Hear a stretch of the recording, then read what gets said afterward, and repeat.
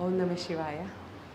ഓം ഗുരു ബ്രഹ്മ ഗുരു വിഷ്ണു ഗുരുദേവോ മഹേശ്വര ഗുരു സാക്ഷാത് പരബ്രഹ്മ തസ്മൈ ശ്രീ ഗുരവേ നമഃ. ഇന്നിവിടെ എത്തിയിട്ടുള്ള എല്ലാ സജ്ജനങ്ങൾക്കും എൻ്റെ സാദര നമസ്കാരം. തിരുമേനി, ആദ്യം തന്നെ തിരുമേനിയോട് നന്ദി പറയണോ. എന്നോട് ഡിസംബറിൽ പറഞ്ഞതാണ്, പക്ഷേ എനിക്കിപ്പോഴാണ് വരാൻ സാധിച്ചത്. ഒരുപാട് സന്തോഷം ഇവിടെ അമ്മയുടെ തിരുസന്നിധിയിൽ വന്നിട്ട് ഭഗവാന്റെയും ഭഗവതിയുടെയൊക്കെ കഥകൾ പറയുക, അല്ലെങ്കിൽ പ്രഭാഷണം നടത്തുക എന്ന് പറയുന്നത് വലിയൊരു കാര്യമാണ്. ഞാനൊരു കണ്ണൂർക്കാരിയാണ്. അപ്പം ഞാനൊക്കെ മാരിയമ്മ എന്നുള്ളത് കേട്ടിട്ടുള്ള ഈ തമിഴ് സിനിമകളിൽ കണ്ടൊരു പരിചയമുള്ളൂ. പിന്നെ ഇവിടെ കല്യാണം കഴിച്ച് വന്നതിന് ശേഷം ഞങ്ങളുടെ അടുത്തും കല്ലൈക്കുളങ്ങരയിലും ഉണ്ട് മാരിയമ്മൻ ക്ഷേത്രം. അപ്പം അങ്ങനെ കണ്ടു തുടങ്ങി. ഈ കുംഭം വീട്ടിൽ വന്ന് വെച്ചവർ ആരാധിക്കുന്നതും അങ്ങനെയൊക്കെ ഞാൻ കണ്ടു തുടങ്ങി. അപ്പം അങ്ങനെ അമ്മയുടെ അനുഗ്രഹമാവാം ഇവിടെ വന്നിട്ട് എനിക്കൊരു പ്രഭാഷണം നടത്താൻ സാധിക്കുന്നത്. അപ്പം ഇന്ന് ഈ ക്ഷേത്ര സന്നിധിയിൽ ഇരുന്നു കൊണ്ട് നമ്മൾ പ്രഭാഷണം നടക്കുമ്പോൾ ഈ ഒരു സന്നിധിയെ പറ്റി തന്നെ പറയാം. എന്താണ് ക്ഷേത്രം? പൊതുവെ നമ്മൾ ക്ഷേത്രത്തിനെ പറ്റി പറയുകയാണെങ്കിൽ ക്ഷയാത് ത്രായതേ ഇതി ക്ഷേത്ര അല്ലേ. ക്ഷയങ്ങളിൽ നിന്ന് രക്ഷിക്കുന്നത്, അല്ലെങ്കിൽ ക്ഷതങ്ങളിൽ നിന്ന് മാനവനെ സംരക്ഷിക്കുന്നത് അല്ലേ. എന്താണ് ഈ ക്ഷതങ്ങൾ എന്ന് പറയുമ്പോൾ?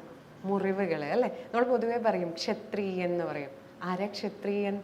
രാജ്യത്തിന് മുറിവുകളിൽ നിന്ന് രക്ഷിക്കുന്ന ഒരാളെയാണ് നമ്മൾ ക്ഷത്രിയ എന്ന് പറയാം. അതുപോലെ നമ്മുടെയൊക്കെ മനസ്സിലുണ്ടാവുന്ന കുഞ്ഞു കുഞ്ഞു മുറിവുകൾ ഉണ്ടാവില്ലേ, എന്തൊക്കെയാ? ആ മുറിവുകളെ സംരക്ഷിക്കുന്ന, അല്ലെ അത് ഇല്ലാതാക്കുന്ന കേന്ദ്രങ്ങളാണ് ക്ഷേത്രങ്ങൾ. അപ്പം നമ്മുടെ മനസ്സിലുണ്ടാവുന്ന മുറിവുകൾ എന്തൊക്കെയാ? കുഞ്ഞു കുഞ്ഞു വിഷമം ഉണ്ടാവും. ചിലപ്പോൾ മക്കളുടെ വിദ്യാഭ്യാസമാകാം, അതും അല്ലെങ്കിൽ അവരുടെ വിവാഹമാകാം, അതും അല്ലെങ്കിൽ വീട് കാര്യങ്ങൾ, അങ്ങനെയുള്ള മുറിവുകളെ ഇല്ലാതാക്കുന്ന കേന്ദ്രങ്ങളാണ് ക്ഷേത്രങ്ങൾ എന്ന് പറയാം. ചുരുക്കി പറഞ്ഞാൽ ഒരു ഹോസ്പിറ്റലിൻ്റെ ജോലിയാണ് ക്ഷേത്രങ്ങൾ ചെയ്യുന്നത് അല്ലേ. നമ്മുടെ കാലിലോ കയ്യിലൊക്കെ ഒരു ചെറിയൊരു മുറിവ് വന്നാൽ നമ്മൾ ഉടനടി എന്താ ചെയ്യുക? ഹോസ്പിറ്റലിലേക്ക് പോകും അല്ലേ. ആ ഹോസ്പിറ്റലിൽ പോയിട്ട് ഡോക്ടറിൻ്റെ അപ്പോയിൻമെൻ്റ് എടുക്കും. അതിനുശേഷം ഡോക്ടർ വന്നിട്ട് ചികിത്സിക്കും. അതിന് നമ്മൾ കുറച്ച് നേരം അവിടെ ഇരുന്ന് കൊടുക്കണം. നമ്മുടെ മുറിവ് ചെറുതാണെങ്കിൽ പെട്ടെന്ന് തന്നെ ഡോക്ടർ നഴ്സിനോട് പറഞ്ഞ് ഒരു മരുന്നൊക്കെ വെച്ച് കെട്ടി പൊക്കോളാൻ പറയും. നമ്മുടെ മുറിവ് വളരെ ആഴമുള്ളതാണെങ്കിൽ നമ്മളോട് എക്സ്റേ എടുക്കാൻ പറയും. വേണമെങ്കിൽ ഒരു ദിവസം അഡ്മിറ്റൊക്കെ ചെയ്യും അല്ലേ. അതുപോലെ തന്നെയാണ് നമ്മുടെ മനസ്സിലെ മുറിവുകളുടെ ആഴത്തിനനുസരിച്ച്, നമ്മുടെ മനസ്സിലെ മുറിവുകൾ എത്ര വലുതാണോ, അല്ലെങ്കിൽ നമ്മുടെ മനസ്സിലെ വ്രണങ്ങൾ എത്ര വലുതാണോ, ദുഃഖങ്ങൾ എത്ര വലുതാണോ, അതിനനുസരിച്ചിട്ട് നമ്മൾ ക്ഷേത്രത്തിൽ ചികിത്സയ്ക്കായിട്ട് ഇരുന്ന് കൊടുക്കണം. അപ്പം ക്ഷേത്രത്തിൽ നമ്മൾ ചികിത്സിക്കുന്നത് ആരാ? സാക്ഷാൽ ഭഗവാൻ അല്ലെ, ഈശ്വരനാണ്. അതുകൊണ്ടാണ് ഭഗവാനെ നമ്മൾ വൈദ്യനാഥൻ എന്ന് പറയുന്നത്. വൈദ്യന്മാരുടെയും വൈദ്യനാണ്, സുപ്രീം സർജൻ പറയും അല്ലേ. അമ്മയുടെ കേസും അതാണ്. അമ്മയും ആ ഡോക്ടർ വിഭാഗത്തിൽ പെടുന്നത് തന്നെയാണ് അല്ലേ മാരിയമ്മ. നമുക്ക് പതിയെ അമ്മയുടെ കാര്യങ്ങളിലേക്ക് വരാം. അപ്പം നമ്മുടെ ചില സന്ദർഭങ്ങളിൽ ഹോസ്പിറ്റലിൽ നിന്ന് ഡോക്ടേഴ്സ് തന്നെ പറയും, എന്നെക്കൊണ്ട് ചെയ്യാൻ പറ്റുന്നതിൻ്റെ 100% ചെയ്തു, ഇനിയൊക്കെ ഭഗവാന്റെ കൈകളിലാന്ന് പറയും. അപ്പം അവർക്കും അറിയാം വൈദ്യന്മാരുടെയും വൈദ്യനാണ് ഭഗവാൻ എന്ന് അല്ലേ. അപ്പം നമ്മുടെ ഈ ശരീരത്തിൽ ഉണ്ടാകുന്ന രോഗങ്ങൾ അല്ലെ മുറിവുകൾക്ക് വരെ നമ്മൾ ഈ ഭഗവാനെ അല്ലെ ഈശ്വരനെ ഇത്രയും ആശ്രയിക്കുന്നു എങ്കിൽ നമ്മുടെ മനസ്സിലുണ്ടാവുന്ന മുറിവുകൾ ഇല്ലാതാക്കാൻ, അല്ലെങ്കിൽ ഉണക്കാൻ, അല്ലെങ്കിൽ അതിനെ ഇല്ലാതാക്കാൻ നമ്മൾ അല്പസമയം ഭഗവാന്റെ മുന്നിൽ ഇരുന്ന് കൊടുക്കണ്ടേ? ചികിത്സയ്ക്കായിട്ട് നമ്മൾ സമയം കണ്ടെത്തണം. പക്ഷെ ഇന്നത്തെ കാലത്ത് നമ്മൾ അമ്പലത്തിൽ വരുമല്ലേ, ഭഗവാനെ തൊഴും, തിരുമേനിയോട് പ്രസാദവും വാങ്ങിച്ച് നമ്മൾ അതേ സ്പോട്ടിൽ വീട്ടിലേക്ക് പോകും അല്ലേ. ആരെങ്കിലും അല്പനേരം അമ്പലത്തിൽ ഇരിക്കുന്നുണ്ടോ? പിന്നെ വരണം. നമ്മുടെ അമ്പലത്തിലൊക്കെ വല്ല വിശേഷ പൂജയോ കാര്യങ്ങളോ വന്നാൽ അല്പനേരം ഇരിക്കും അല്ലേ. അല്ലാതെ ആരും തന്നെ നമ്മളെ പ്രാർത്ഥിച്ച് കുറച്ച് നേരം ഇവിടെ ഇരുന്ന് നാമം ചൊല്ല എന്നൊന്നും വിചാരിക്കത്തില്ല അല്ലേ. അതായത് ഉദാഹരണമായിട്ട് ഒരു ദീപാരാധന സമയം എന്ന് വിചാരിക്കുക. നമ്മൾ നടയൊക്കെ അടച്ചിരിക്കുക, നടയുടെ 2 വശങ്ങളിലായിട്ടും നമ്മളിങ്ങനെ ഇരിക്കുക. അപ്പം നട തുറക്കാൻ വേണ്ടി കാത്തിരിക്കുവാണേ. അപ്പം അപ്പുറത്തെ ചേച്ചിയെ ഒന്ന് നോക്കും, ഇപ്പുറത്തെ ചേച്ചിയെ ഒന്ന് നോക്കും. അതിനിടയിൽ ആരെങ്കിലും കയറി വരുവാണെങ്കിൽ ഇത് നമ്മുടെ നാട്ടിൽ ഇന്ന കുട്ടിയാണോ, ഇന്നയാളുടെ മകനാണോ എന്നൊക്കെ ചിന്തിക്കുമല്ലേ. ഇനി അടുത്ത് വന്നാൽ കുശലാന്വേഷണം പറയും. നമ്മൾ അമ്പലത്തിലിരിക്കുമ്പോഴും നമുക്ക് ആ ഒരു ഏകാഗ്രത കിട്ടണില്ല അല്ലേ. നമ്മൾ കുറേ കാര്യങ്ങൾ പറയും. ഇതൊക്കെ കഴിഞ്ഞു തിരുമേനീനെ കണ്ടു, നമ്മൾ പ്രസാദം വാങ്ങിച്ച് മടങ്ങി പോകും അല്ലേ. നമ്മുടെ ഫേമസ് ആയിട്ടുള്ള ഒരു ഡയലോഗ് ഉണ്ട് കോടീശ്വരം പരിപാടിയിൽ, ഇതാ വന്നു ദേ പോയി. അതേ അവസ്ഥയാണ്. നമ്മളൊരു പറയില്ലേ, ഒരു വഴിപാട് പോലെ വന്നു പോകണു അല്ലേ. അങ്ങനെയാണ്. പക്ഷേ പണ്ടൊക്കെ ക്ഷേത്രങ്ങൾ നമ്മുടെ അതിനു മുൻപായിട്ട് മറ്റ് സഹോദരങ്ങളുടെ, ഇപ്പം മുസ്ലിം സഹോദരങ്ങളുടെ അല്ലെങ്കിൽ ക്രിസ്ത്യൻ സഹോദരങ്ങളുടെ പള്ളികളെ വെച്ച് നോക്കുകയാണെങ്കിൽ അവർ പള്ളികളിൽ പ്രാർത്ഥിക്കാൻ വന്നാൽ അവർ പ്രാർത്ഥിച്ചപ്പോൾ പോവില്ല. അവർക്കവിടെ പ്രെയർ ഹാളുകളൊക്കെ ഉണ്ട്. അവർ ഒരുമിച്ചിരുന്ന് അവരുടെ ഗ്രന്ഥങ്ങളൊക്കെ പഠിക്കും. ക്രിസ്ത്യൻസിൻ്റെ ആണെങ്കിലും അങ്ങനെ തന്നെ. അവരവിടെ അവരുടെ ഗ്രന്ഥങ്ങൾ പഠിക്കുന്നുണ്ട്. അവർ അറിവിന്, ജ്ഞാനത്തിന് പ്രാധാന്യം നൽകുന്നുണ്ട്. അപ്പം അവർക്ക് പ്രത്യേകം പഠിക്കാനായിട്ട് പ്രെയർ ഹാളുകളുണ്ട്. ഇപ്പം മുസ്ലിം സഹോദരന്മാരുടെ കാര്യം നോക്കുകയാണെങ്കിൽ അവിടുത്തെ കുട്ടികൾക്ക് എല്ലാ ദിവസവും കാലത്ത് സ്കൂളിൽ വരുന്നതിന് മുന്നേ അവർ മദ്രസയിൽ പോകും, അല്ലേ? അത് നിർബന്ധമാണ്. അത് കഴിഞ്ഞിട്ട് അവർ സ്കൂളിൽ പോകും, ഒരു ദിവസം മുടക്കാൻ പാടില്ല. അതുപോലെ തന്നെയാണ് ക്രിസ്ത്യൻസിൻ്റെയും സൺഡേ ക്ലാസ്സുകൾ, അല്ലേ? സൺഡേ ക്ലാസ്സുകൾ മുടക്കാൻ പാടില്ല. അങ്ങനെയൊക്കെയാണ് ആ മറ്റ് സഹോദരങ്ങളുടെ, അവരതുപോലെ പാലിക്കുന്നുണ്ട്. പക്ഷേ നമ്മുടെ അമ്പലത്തിൽ വരണമെങ്കിൽ നമുക്ക് ആനയും പൂരവും മേളവും ഗാനമേളയും ഒക്കെ വരണം, അല്ലേ? അതാണ് നമ്മുടെ അവസ്ഥ. അപ്പം പണ്ടൊക്കെ നമ്മുടെ ക്ഷേത്രം എന്ന് പറയുന്നത് ജ്ഞാനക്ഷേത്രങ്ങളായിരുന്നു. അതായത് ഒരു മനുഷ്യൻ്റെ സംസ്കാരത്തിന് ലഭിക്കേണ്ട എല്ലാ കാര്യങ്ങളും ആ ക്ഷേത്രത്തിൽ നിന്നായിരുന്നു ലഭിച്ചിരുന്നത്. അതായത് മഹാസത്സംഗങ്ങൾ നടന്നിരുന്നത് ആ ക്ഷേത്രത്തിൽ വെച്ചായിരുന്നു. വിദ്യ അഭ്യസിച്ചിരുന്നതും ആ ക്ഷേത്രങ്ങളിൽ വെച്ചാണ്.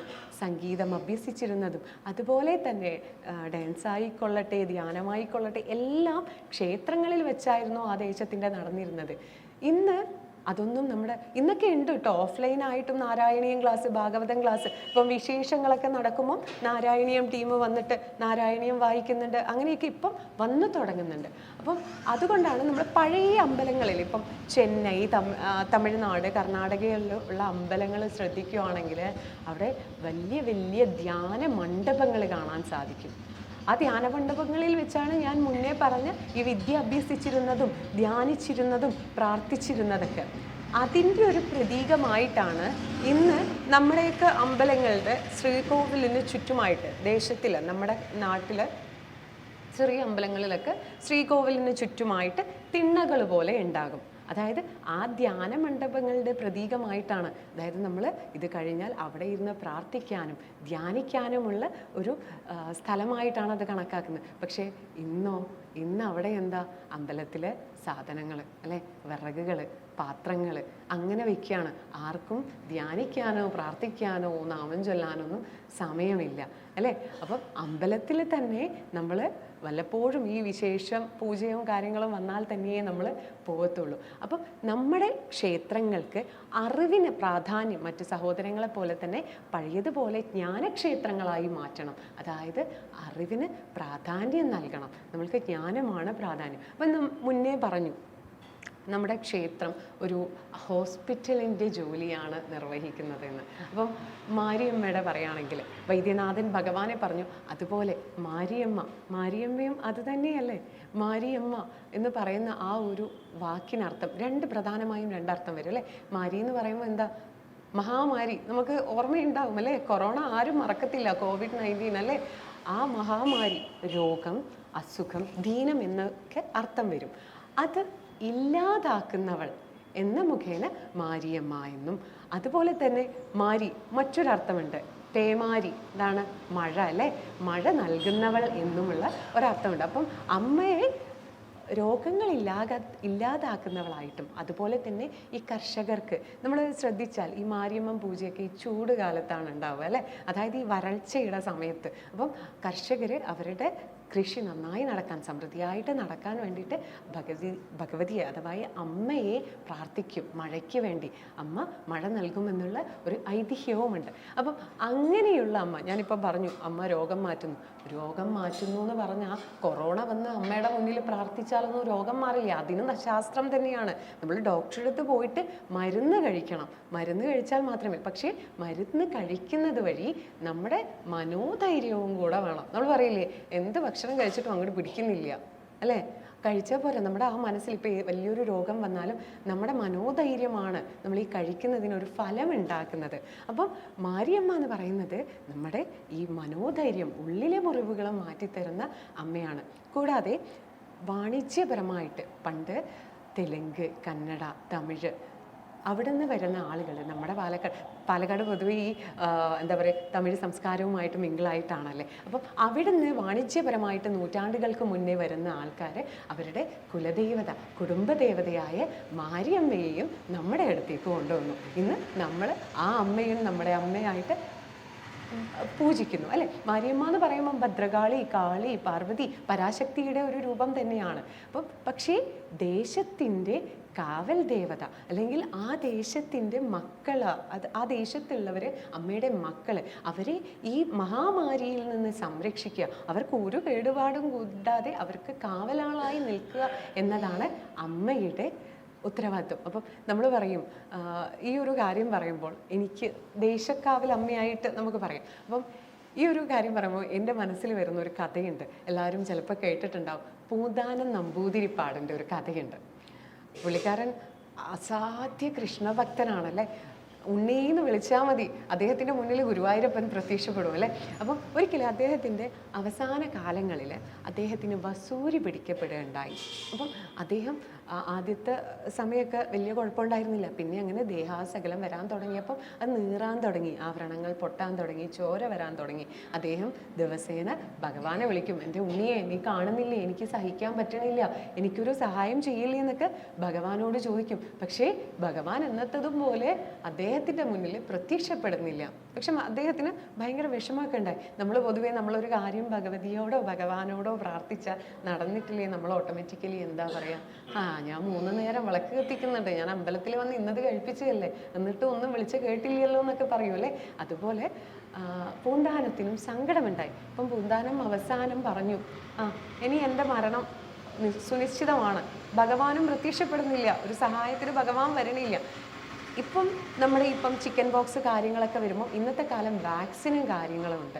അന്നൊക്കെ നൂറ്റാണ്ടുകൾക്ക് മുന്നേ പറഞ്ഞു കേട്ടിട്ടുള്ളത് ഈ വസൂരിയൊക്കെ വന്നാൽ ഒരു റൂമിൽ അങ്ങോട്ട് അടയ്ക്കും, വന്നാൽ കഴിഞ്ഞു, അവർ പിന്നെ ജീവനോടെ തിരിച്ചു വരില്ല എന്നുള്ളൊരു കാര്യമാണ്. അവർക്ക് വല്ല ഭക്ഷണവും കൊടുക്കുന്നുണ്ടെങ്കിൽ എറിഞ്ഞു കൊടുക്കും, അല്ലെങ്കിൽ ഒരു വടിയിൽ കെട്ടിയിട്ട് കൊടുക്കും എന്നൊക്കെയാണ് പറയപ്പെടുന്നത്.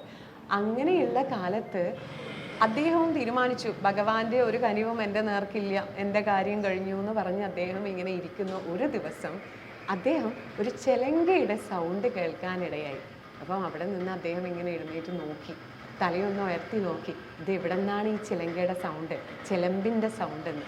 അപ്പം ദൂരത്ത് നിന്ന് ഒരു അമ്മ വരുന്നുണ്ട്, വേഷ്ടിയും കൊണ്ടിട്ട് ഒരു ചുവന്ന പൊട്ടിട്ട് മുടിയൊക്കെ നിറയെ മുടിയോട് കൂടിയ ഒരു അമ്മ വന്ന് പൂന്താനത്തിൻ്റെ അടുത്തിരുന്നിട്ട് പറഞ്ഞു, മോനെ പേടിക്കണ്ട കേട്ടോ, അമ്മ കൂടെ തന്നെ ഉണ്ടെന്ന് പറഞ്ഞു. എന്നിട്ട് ഈ വ്രണമായിട്ടുള്ള ഈ കൈ, പൊട്ടിയ കൈ, മുറിഞ്ഞ കൈ, ഒരാളും അടുത്ത് വരാത്ത ആ ഒരു സന്ദർഭത്തിൽ പൂന്താനം തന്നെ ഞെട്ടിയിരിക്കുകയാണ്. ഇതാരാണ്, ഈ കണ്ട പരിചയവും ഇല്ല. ആ കൈയെടുത്ത് മടിയിൽ വെച്ചിട്ട് ആ അമ്മ ഇങ്ങനെ തടവുകയാണ്. അപ്പം പൂന്താനത്തിന് അത്രയും കാലം അനുഭവിച്ച വേദന ആ ഒരു നിമിഷം കൊണ്ട് ഇല്ലാതായി. ഒരു തണുത്ത കാറ്റ് വന്ന് വീശണ പോലെ തോന്നി. അപ്പം അദ്ദേഹവും ആശ്ചര്യത്തിൽ നിൽക്കുകയാണ്. ഒരു മനുഷ്യന്മാരും ഭാര്യയോ അമ്മയോ ആരും അടുക്കാത്തിടത്താണ് എവിടുന്നോ ഒരു സുന്ദരിയായ ഒരു അമ്മ വന്നിട്ട് തടവുന്നത്. നീ ഒന്നുകൊണ്ടും പേടിക്കണ്ട കേട്ടോ, ഭക്ഷണം കഴിക്കണം കേട്ടോ, നിനക്കെല്ലാം മാറും ഇങ്ങനെ ഈ അമ്മ പറയുന്നുണ്ട്. അതിൻ്റെ ഇടയിൽ അമ്മ ഒരു കാര്യം പറഞ്ഞു, എല്ലാ ദേവന്മാരെ പറ്റിയും നീ എഴുതി, എല്ലാവരെ പറ്റിയും നീ കൃതി എഴുതി, പക്ഷെ നീ എന്നെ മറന്നു അല്ലേ എന്ന് മാത്രം ആ അമ്മ പറഞ്ഞു. എന്നിട്ടും ഒരു ചെറുപുഞ്ചിരിയോടെ കൈ തലോടിക്കൊണ്ട് പറഞ്ഞു, സാരമില്ല, അമ്മ കൂടെയുണ്ട് എന്ന് പറഞ്ഞുകൊണ്ട് ആ അമ്മ പതിയെ അവിടെ നിന്ന് എഴുന്നേറ്റ് പോയി. ഉടനടി നമ്മുടെ പൂന്താനം പെട്ടെന്ന് എഴുന്നേറ്റ് ദേഹം മൊത്തം നോക്കുകയാണ്. വസൂരി വന്ന ഒരു പാട് പോലും അദ്ദേഹത്തിൻ്റെ ദേഹത്ത് കാണാനായില്ല. അപ്പോഴാണ് ആ കൃഷ്ണഭക്തനായ പൂന്താനത്തിന് മനസ്സിലായത് അത് വേറെ ആരും ആയിരുന്നില്ല, അദ്ദേഹത്തിൻ്റെ പരദേവതയായ തിരുമാന്താംകുന്നിൽ അമ്മയായിരുന്നു. പൂന്താനം കൃഷ്ണഭക്തിയിൽ കൃഷ്ണനെ പറ്റി ഒരുപാട് കൃതികൾ എഴുതിയിട്ടുണ്ട്, മഹാദേവനെ പറ്റി ഒരുപാട് എഴുതിയിട്ടുണ്ട്. പക്ഷേ സ്വന്തം പരദേവത അല്ലെ കുലദേവതയായ അമ്മയെ പറ്റി ഒന്നും എഴുതിയില്ല. അങ്ങനെ അദ്ദേഹം അമ്മയെ അടിമുടി വിവരിക്കുന്ന ഒരു കൃതി എഴുതുകയൊക്കെ ഉണ്ടായി. ഇതിപ്പം ഞാൻ പറയാൻ കാരണം, നമ്മൾ പറയും നമ്മുടെ ദേശക്കാവ്, ഇപ്പം ഈ ഭാഗത്ത് ദേശക്കാവ് പോലെയാണ് അല്ലേ. അപ്പം ഇപ്പോൾ ഒരു റിപ്പബ്ലിക് ഡേ ഒക്കെ കഴിഞ്ഞു. അപ്പം ഞങ്ങളുടെ ഓഫീസിൽ നിന്നൊക്കെ ഇങ്ങനെ കൂടെ വർക്ക് ചെയ്യുന്നവരൊക്കെ പറയും, റിപ്പബ്ലിക് ഡേ നാളെ മോനെയും കൊണ്ട് ഗുരുവായൂർക്ക് പോകണം, ഒരു ദിവസം ലീവ് കിട്ടുന്നതല്ലേ, അല്ലെ പത്മനാഭനെ തൊഴണം എന്നൊക്കെ പറയും. നമ്മൾ വലിയ വലിയ അമ്പലങ്ങളിലേക്ക് പോവാൻ പ്ലാൻ ചെയ്യും അല്ലേ. തൊട്ടടുത്തുള്ള നമ്മുടെ പരദേവതയെയോ കുലദേവതയെയോ ദേശക്കാവിലമ്മയോ നമ്മൾ മറന്നു പോകും. നമ്മൾ അവരെ മടുത്തട്ടിലിരുന്നിട്ട് വേണം നമ്മുടെ ഇഷ്ടദൈവത്തിനെ കാണാൻ. അവരുടെ കൈ പിടിച്ചിട്ട് വേണം നമ്മൾ ഇഷ്ടദൈവത്തിനെ പ്രാർത്ഥിക്കാൻ. എങ്കിൽ മാത്രമേ നമ്മൾക്ക് അവരുടെ അനുഗ്രഹം ഉണ്ടാവുകയുള്ളൂ. നമ്മൾ നമ്മുടെ അമ്മയോ ഭഗവാനെയോ മറന്ന് എത്ര അകലം വലിയ വലിയ അമ്പലങ്ങളിൽ പോയിട്ടും കാര്യമില്ല അല്ലേ. അമ്മയുടെ കൃഷ്ണഭക്തനാണ് പൂന്താനം. പക്ഷെ എന്തുകൊണ്ട് കൃഷ്ണൻ വന്നില്ല? പൂന്താനത്തിന് ഇഷ്ടമല്ലാഞ്ഞിട്ടാണോ? അല്ല, പക്ഷേ അമ്മയാണ്, പരദേവതയാണ് അല്ലേ. അപ്പം അതുപോലെ നമ്മൾ നമ്മുടെ ദേശക്കാവിൽ എപ്പോഴും വരിക, ഒരു വിശേഷ കാര്യങ്ങളല്ലാതെ എപ്പോഴും സന്ദർശിച്ച് അമ്മയോട് നമ്മുടെ വിഷമങ്ങളൊക്കെ പറയാം. അപ്പോൾ ചിലർ പറയും എനിക്ക് ദേവീ മഹാത്മ്യമൊന്നും അറിയത്തില്ല, എനിക്ക് ഇന്ന കീർത്തനം അറിയത്തില്ല. നമ്മുടെ ഏറ്റവും വലിയൊരു ഭാഗ്യം എന്താണെന്ന് വെച്ചാൽ, നമ്മൾ അറിയാത്തൊരു നാട്ടിൽ പോയാലും ഏതെങ്കിലും ഒരു അമ്മയുടെ പ്രതിഷ്ഠയാണെങ്കിൽ നമുക്ക് ധൈര്യമായിട്ട് അമ്മേന്ന് വിളിച്ച് പ്രാർത്ഥിക്കാം. ഏത് ദേവിയാണെന്നൊന്നും അറിയാം, അമ്മേ ശരണം എന്ന് പ്രാർത്ഥിക്കാം. അമ്മ കേൾക്കാതിരിക്കുമോ? കേൾക്കും. മറ്റ് ഭഗവാന്റെ പ്രതിഷ്ഠകളാണ് ഭഗവാനെ എന്ന് വിളിക്കാം. പക്ഷേ നമ്മൾക്ക് കിട്ടിയ ഒരു ലൈസൻസ് ആണ്. ഏത് കാളിയായിക്കൊള്ളട്ടെ, ഭദ്രകാളി ആയിക്കൊള്ളട്ടെ, പരാശക്തി ആയിക്കൊള്ളട്ടെ, അമ്മേ ശരണം വിളിച്ച് പ്രാർത്ഥിക്കാം. അവിടെ കീർത്തനം അറിയണമെന്നൊന്നുമില്ല. അപ്പം ക്ഷേത്ര ദർശനം അതിപ്രധാനമായിട്ടുള്ളൊരു കാര്യമാണ്. അപ്പം പൊതുവെ എല്ലാവരും പറയും എന്തിനാ ഈ ക്ഷേത്രത്തിൽ പോണ, വീട്ടിൽ വിളക്ക് വെച്ചിരുന്ന് പ്രാർത്ഥിച്ചാൽ പോരെ, അല്ലെങ്കിൽ എല്ലാവിടെയും നിറഞ്ഞിരിക്കുന്നതല്ലേ ഭഗവാൻ, ഈ ആവശ്യമൊക്കെ ഉണ്ടോ? ചിലപ്പോൾ പിള്ളേർ പറയും പെട്രോൾ വെറുതെ കളഞ്ഞ് ബൈക്ക് എടുത്ത് പോകേണ്ട ആവശ്യമുണ്ടോ എന്നൊക്കെ പറയും. അപ്പം ഇതിനൊരു ഉദാഹരണം അമൃതാനന്ദമയി ഒരു അനുഭവം പങ്കിട്ടിട്ടുണ്ട്. അതായത് അമ്മയുടെ ഒരു ശിഷ്യം പറഞ്ഞു അത്ര, അമ്മ എന്തിനാ ഈ അമ്പലത്തിലൊക്കെ പോകുന്നത്? നമ്മുടെ ഈ പ്രപഞ്ചം മൊത്തം ഈശ്വര ചൈതന്യം നിറഞ്ഞു നിൽക്കുക എന്ന് പറയുന്നുണ്ട്. പിന്നെ എന്തിനാ നമ്മൾ ഈ അമ്പലത്തിലൊക്കെ പോയി പ്രാർത്ഥിക്കേണ്ട ആവശ്യം എന്താണ്? അപ്പം അമ്മ ഒരു ചിരിയോടെ പറഞ്ഞു, മോനിപ്പം ദാഹിക്കുകയാണെന്ന് വിചാരിക്കുക. ഈ ഭൂമിയുടെ അടിയിൽ മുഴുവൻ വെള്ളമാണ്. മോൻ നിൽക്കുന്ന സ്ഥലത്തൊരു കുഴിയുണ്ടാക്കി അതിൽ വെള്ളം കണ്ടെത്തി ഒരു ഗ്ലാസ് എടുത്ത് കുടിക്കുകയാണോ ചെയ്യുക? അതിന് പകരം അടുത്തുള്ള കിണറ്റിൻ്റെ ഭാഗത്തേക്ക് പോവുകയാണോ ചെയ്യാം? അപ്പോൾ ഉടനടി ആ കുട്ടി പറഞ്ഞു, അത് അമ്മേ നമ്മൾ എന്തായാലും കിണറ്റിൻ്റെ ഭാഗത്തേക്കല്ലേ പോവുള്ളൂ, അവിടെയല്ലേ ശുദ്ധമായിട്ടുള്ള നമുക്ക് കുടിക്കാൻ പാകത്തിലുള്ള വെള്ളം അവിടെയേ കിട്ടുള്ളൂ. അത്രയേ ഉള്ളൂ കാര്യം. നമ്മൾ അമ്പലത്തിൽ പോകണമെങ്കിൽ ഈ പ്രപഞ്ചം മുഴുവൻ നിറഞ്ഞു നിൽക്കുന്ന ആ പരബ്രഹ്മ രൂപത്തിന് നമ്മൾക്ക് അനുഭവവേദ്യമാകുന്ന രൂപത്തിൽ ആ ചൈതന്യം നമ്മുടെ ഉള്ളിലേക്ക് കിട്ടണമെങ്കിൽ എവിടെ പോകണം? നമ്മൾ അമ്പലത്തിൽ തന്നെ പോകണം. അല്ലാതെ നമ്മൾ വീട്ടിലിരുന്ന് പ്രാർത്ഥിച്ചാൽ നമുക്ക് ഈ ഒരു അമ്പലത്തിൽ കിട്ടുന്ന അറ്റ്മോസ്ഫിയറിൽ നമുക്ക് ആ ഒരു അനുഭൂതി കിട്ടുമോ? ഒരിക്കലുമില്ല. അതിന് അമ്പലത്തിൽ തന്നെ പോകണം. ഇപ്പം നമ്മൾ മാർക്കറ്റിൽ പോകണോ, സ്കൂളിൽ പോകണോ, കോളേജിൽ പോകണോ, ടൗണിലൊക്കെ പോകണോ, അപ്പോഴൊക്കെ നമ്മൾക്ക് അമ്പലത്തിൽ പോകുന്ന ഒരു ഫീലാണ് കിട്ടുന്നതെങ്കിൽ നിങ്ങൾ അമ്പലത്തിലൊന്നും പോകേണ്ട ആവശ്യമില്ല. അതല്ല, അവിടെ പോകുമ്പോഴൊക്കെ അതിൻ്റേതായ ഒരു ഭൗതികമായിട്ടുള്ളൊരു അറ്റ്മോസ്ഫിയർ ആണ് നമ്മൾക്ക് ആണെങ്കിലും അമ്പലത്തിൽ പോകുമ്പോൾ വേറെ തന്നെ ഒരു പോസിറ്റീവ് എനർജിയൊക്കെ ആണെങ്കിൽ നമ്മൾ അമ്പലത്തിൽ തന്നെ പോകണ്ടേ? ഈ അമ്പലത്തിൽ പോയിട്ട് തന്നെ നമുക്ക് ഏകാഗ്രത കിട്ടുന്നില്ല. അങ്ങനത്തെ നമ്മളാണോ വീട്ടിൽ വിളക്കിൻ്റെ മുന്നിലിരുന്ന് പ്രാർത്ഥിക്കുന്നത്? അതും ഒരു കാര്യമാണ്. അപ്പം മള്ളിയൂർ ശങ്കരൻ തിരുമേനി പ്രഭാഷണങ്ങളിൽ പറയുന്നൊരു കാര്യമുണ്ട്.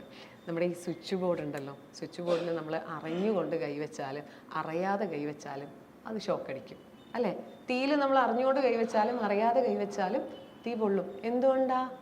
അത് അതിൻ്റെ സ്വഭാവം കാണിക്കും അല്ലേ. അതുപോലെയാണ് നമ്മളിപ്പോൾ അറിഞ്ഞുകൊണ്ട് അമ്പലത്തിൽ പോയാലും അറിയാതെ അമ്പലത്തിൽ പോയാലും ആ ചൈതന്യം നമ്മുടെ ഉള്ളിലേക്ക് പ്രവേശിക്കും. പക്ഷേ അത് നമ്മൾ അവിടെ പോകണം, ആ ക്ഷേത്രഭൂമിയിൽ തന്നെ എത്തിച്ചേരണം.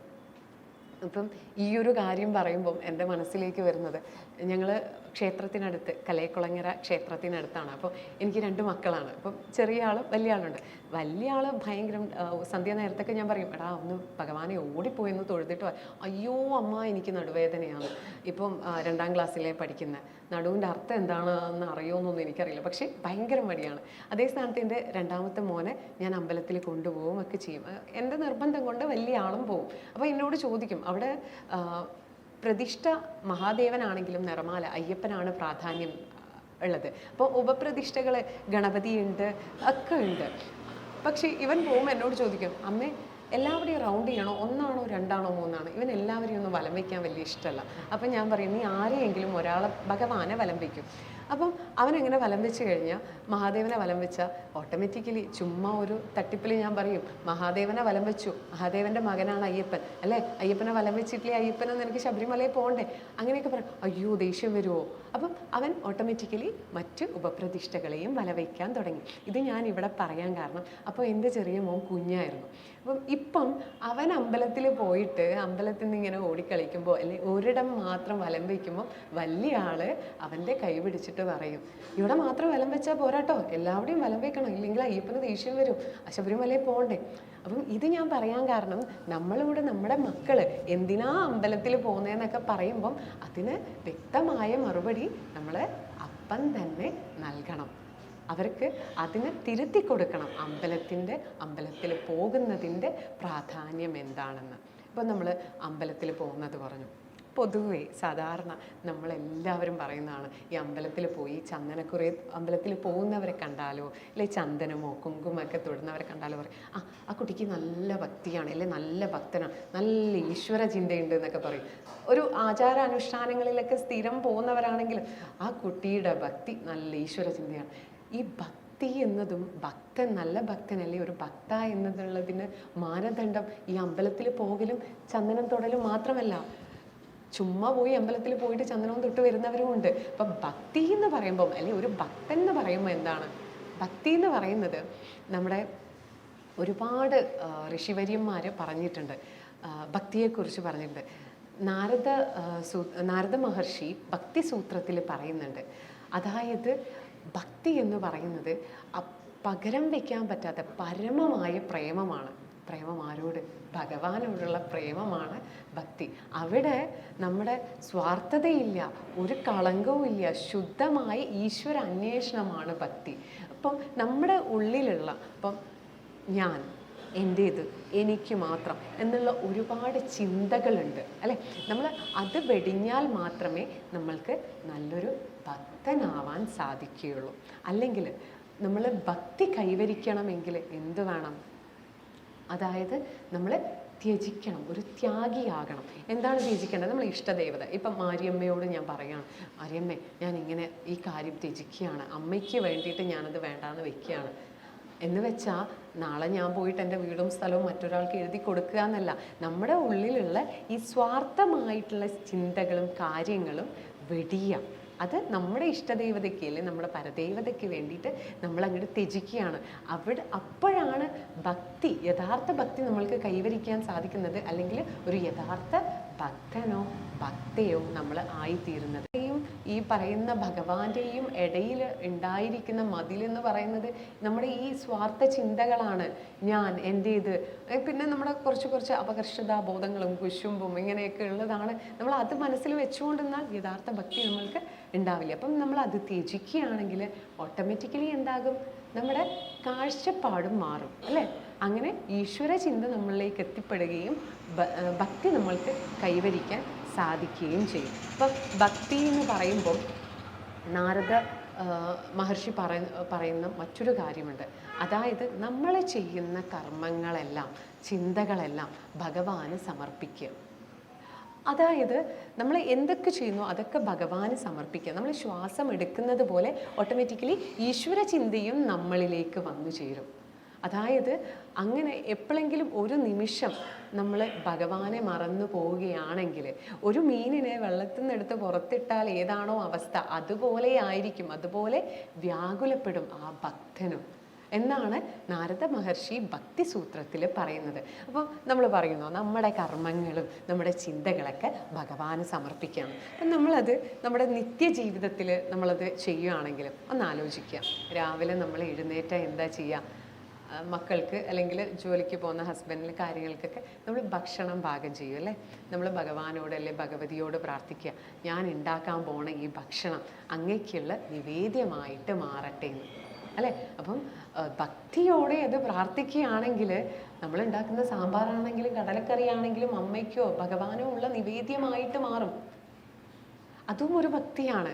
അതുപോലെ തന്നെ ഈ ഒരു ലോകത്ത് മുഴുവൻ വ്യാപിച്ചു കിടക്കുന്ന ഇത് ഈശ്വരനാണല്ലേ. ആ ഈശ്വരനോട് പറയാം, ഞാൻ കാലത്ത് സ്കൂളിൽ പോവുക അല്ലെങ്കിൽ ഓഫീസിൽ പോകുമ്പോൾ ഞാനീ നിൽക്കുന്ന കാൽപാദങ്ങളെല്ലാം നിനക്കുള്ള പ്രദക്ഷിണമായിട്ട് മാറട്ടെ എന്ന് പറയാം.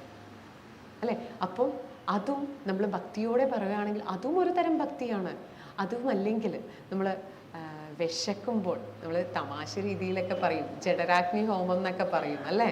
അപ്പം നമ്മുടെ ആ വിശപ്പ് എന്ന് പറയുന്ന അഗ്നിയിലേക്ക് നമ്മൾ അർപ്പിക്കുമ്പോൾ കിട്ടുന്ന ഒരു അനുഭൂതിയുണ്ട്. ഒരു ഹോമത്തിലേക്ക്, ഭഗവാനുള്ള ഹോമത്തിലേക്ക് അർപ്പിക്കുമ്പോൾ കിട്ടുന്ന അനുഭൂതി തന്നെയാണ് വിശന്നിരിക്കുന്ന ഒരാളുടെ വയറ്റിലേക്ക് ആ ഭക്ഷണം എത്തുമ്പോഴും. അപ്പം നമ്മൾ ഭക്ഷണം കഴിക്കുമ്പോൾ പറയുക, ഭഗവാനെ ഞാൻ കഴിക്കുന്ന ഭക്ഷണം അവിടത്തേക്കുള്ള ഹോമമായി തീരട്ടെ എന്ന് പറയാണ്. അപ്പം അതും ഒരു രീതിയിൽ ഭക്തി തന്നെയാണ്. ഇങ്ങനെയാണ് നമ്മുടെ കർമ്മങ്ങളൊക്കെ നമ്മൾ ഭഗവാന് സമർപ്പിക്കേണ്ടത്. അതുപോലെ തന്നെ നമ്മുടെ വിഷ്ണു സഹസ്രനാമത്തിൽ പറയുന്നുണ്ട്, 1000 കണ്ണുകളോടും 1000 കാലുകളോടും കൂടിയ ഭഗവാനാണ് അല്ലേ? ആ വിശ്വരൂപം പറയുന്നുണ്ട്. അപ്പം നമ്മൾ ലോകത്തിൽ എവിടെ കിടന്നാലും ആ ഭഗവാന്റെ കാൽക്കലാണ് നമ്മൾ കിടക്കുന്നത് അല്ലേ? അപ്പം അദ്ദേഹത്തിനോടല്ലേ, ഭഗവതിയോട് നമ്മൾ പറയാണ്, ഞാൻ അവിടത്തേക്കുള്ള നമസ്കാരമാണ് ചെയ്യുന്നത്. അതും ഒരു തരം ഭക്തി തന്നെയാണ്. അപ്പം ഭക്തി എന്ന് പറയുന്നത് ഇന്ന രീതിയിൽ മാത്രം ചെയ്യുന്ന, അല്ലെങ്കിൽ അമ്പലത്തിൽ പോയാൽ മാത്രമുള്ളതാണ് ഭക്തി എന്നൊന്നും ഇല്ല. അപ്പം ഇതും ഭക്തി തന്നെയാണ്. അപ്പം ഭഗവാൻ കൃഷ്ണൻ ഭക്തിയെ പറ്റി പറയുവാണേലും ഭഗവാൻ കൃഷ്ണനും ഭഗവത്ഗീതയിൽ പറയുന്നത് ഇത് തന്നെയാണ്. അർജുനനോട് പറയുന്നുണ്ട്, നീ യുദ്ധം ചെയ്യുകയാണെങ്കിലും, അതല്ല നീ ഭക്ഷണം കഴിക്കുകയാണെങ്കിലും, തപസ് ചെയ്യുകയാണെങ്കിലും, നീ എന്ത് ചെയ്യുകയാണെങ്കിലും, അർജുന കുന്തിപുത്ര, നീ എന്നിലേക്ക് സമർപ്പിക്കൂ, നീ ശുദ്ധമായി നമ്മൾ ചെയ്യുന്ന ഏതൊരു കാര്യങ്ങളും അത് നല്ലതായിക്കൊള്ളട്ടെ മോശമായിക്കൊള്ളട്ടെ, അത് ഭഗവാനിലേക്ക് സമർപ്പിക്കുന്നത് വഴി നമ്മൾ ശുദ്ധീകരിക്കപ്പെടുകയാണ്, നമ്മളൊരു നല്ല മനുഷ്യനായി തീരുകയാണ്. അപ്പോൾ ഒരു നല്ല മനുഷ്യനാവുക എന്ന് പറഞ്ഞാൽ ഒരു നല്ല ഭക്തനായി തീരുകയാണെന്ന് പറയാം അല്ലേ?